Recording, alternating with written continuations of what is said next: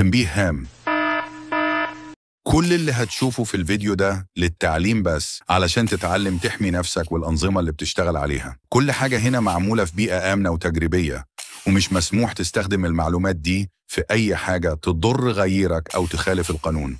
واي فايت أقوى وأسهل أداة لاختراق شبكات الواي فاي. دي أداة على الكالي لينكس بتشتغل أوتوماتيك على شبكات الواي فاي، بدل ما أنا بكتب أوامر كتير. هي بتشتغل أوتوماتيك وبتنفذ كل حاجة.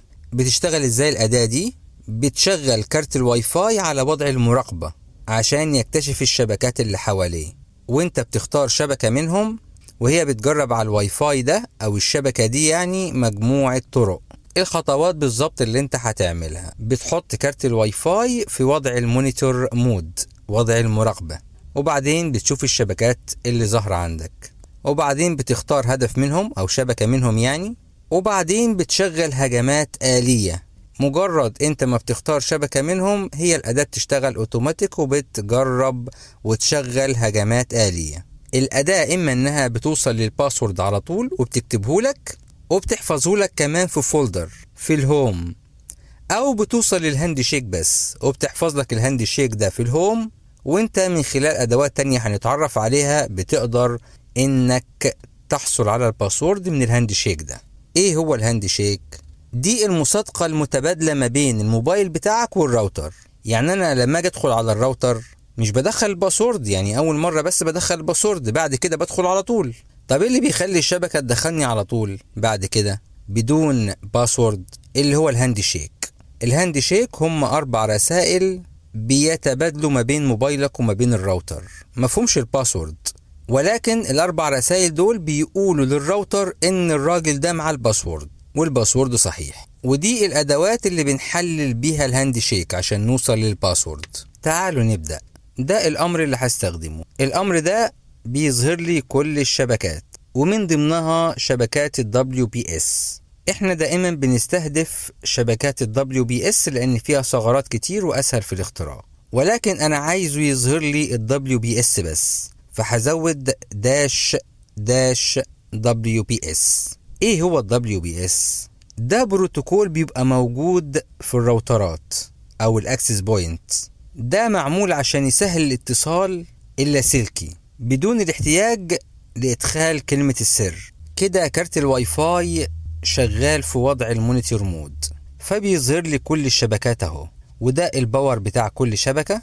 الباور بيعرفني الشبكة دي قريبة ولا بعيدة مني. يفضل طبعا اختار الشبكة القريبة مني اللي هي الباور بتاعها عالي. ده اسم الشبكة، ودي القناة اللي بيبث منها. كل راوتر بيبث من قناة معينة، وهنا ادي ال WPS بيقول لي يس، يعني مفعل على الراوتر ده او الاكسس بوينت دي، وده رقم الشبكة. يعني هو مرتبهم هنا بأرقام 1 2 3 عشان أعرف أختار الشبكة اللي أنا عايزها. عشان أختار شبكة منهم بضغط على كنترول سي، وبعدين بكتب رقم الشبكة وبعدين انتر. ده الماك ادرس بتاع الراوتر. هو هنا بيجرب 5 أنواع من الهجوم اللي هم دول، هنشرحهم بعد شوية بالتفصيل. المهم إنه بينفذ واحد ورا واحد، وبيقول لك في الآخر إنه فشل ولا نجح. هنا هو بيقول لي ان هو وصل للبن ووصل للباسورد، وحفظ البيانات دي في ملف اسمه cracked.json، وده بيبقى موجود في الهوم. هو ده الباسورد. هو وصل للباسورد من اول نوع هجوم. تعالوا نجرب على شبكة تانية. ده اول هجوم عندي. لو عايز اوقفه بضغط على كنترول سي، وبعدين هنا بيقول لي اضغط على سي او اي. لو ضغطت على سي يبقى هيدخل على نوع الهجوم اللي بعده تاني واحد. لو ضغطت على اي يبقى هيطلع من الامر خالص. هكذا في كل هجوم بيعمله ممكن ان انا اوقف واقول له ادخل على الهجوم اللي بعده. طيب لو الراوتر ده مش مفعل ال WPS وقدر يوصل للهاند شيك او ال PMKID، وصل لواحد منهم وحفظه لي على الهوم، وده ملف الكابشر اللي هو هيتحفظ فيه الهاند شيك. وليكن مثلا وصل للهاند شيك، فممكن من خلال أداة الاير كراك -NG ومن خلال الأمر ده بقدر إن أنا أحصل على الباسورد. فأنا كده من خلال الأمر ده ده الماك ادرس بتاع الراوتر. فانا كده من خلال الامر ده هقدر اني اوصل للباسورد. هيجرب كل الباسوردات اللي في الفايل ده اللي هو الروكيو دوت تكست. ناخد بالنا ان ملف الروكيو ممكن يكون مش موجود عندك، فمن خلال الكوماندز دول انا كده بعمل داونلود وانستول للفايل ده.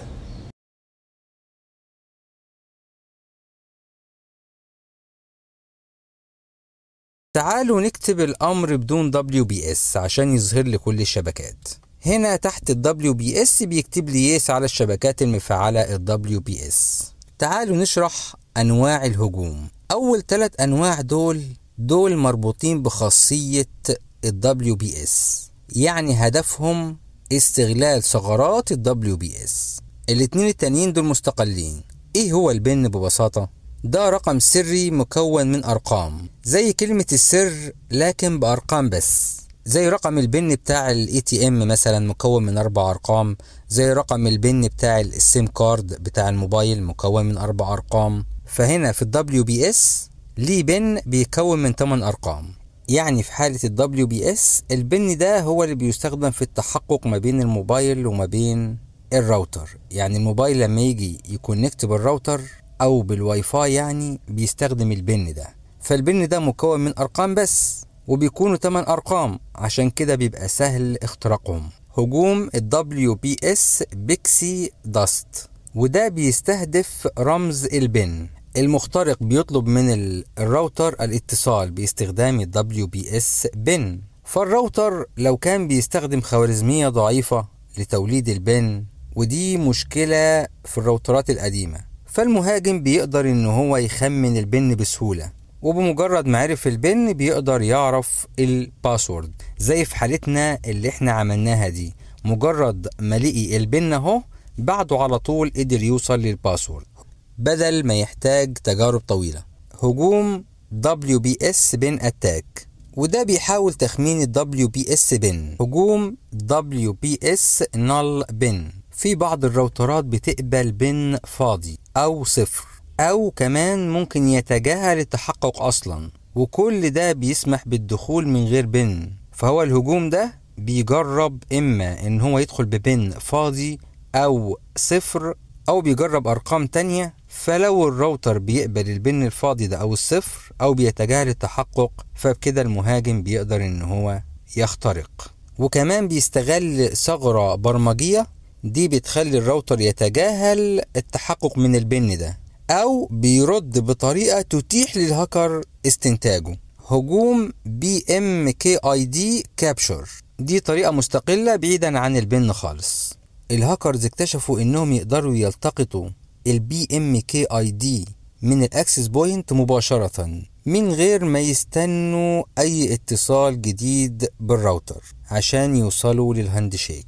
يعني هيقدروا يوصلوا لل BMKID بدون الهاندشيك اصلا. الهاكر عشان يوصل للهاندشيك، احنا قلنا الهاندشيك ده بيبقى في بداية الاتصال، يعني انا بتصل لسه بالراوتر اهو، فالهاكر بيضطر ان هو ينتظر حد يتصل بالراوتر عشان يلتقط الهاندشيك، ومن الهاندشيك يقدر ان هو يوصل لل BMKID. ولكن هم اكتشفوا انهم يقدروا يوصلوا لل BMKID بدون الهاندشيك اصلا.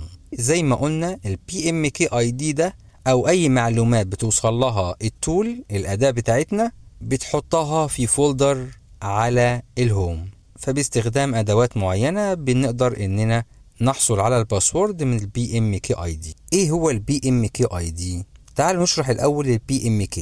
ده مفتاح بيتولد من الباسورد من خلال دالة معينة، يعني رقم مشتق من الباسورد، وبعدين ال BMKID ده رقم مشتق من ال BMK. يعني ده يعتبر كأنه بصمة مش المفتاح نفسه، يعني أنا بدخل من خلال بصمة بدل ما بدخل بالمفتاح، حاجة سيكيورتي يعني، وبيستخدم لتسهيل المصادقة. يعني لما بدخل على الراوتر ال BMKID ده بيستخدم في المصادقة دي بدلا من الباسورد. في الراوترات القديمة بيستخدموا ال BMK بس، ولكن في الحديثة بيستخدموا ال BMK وال BMKID.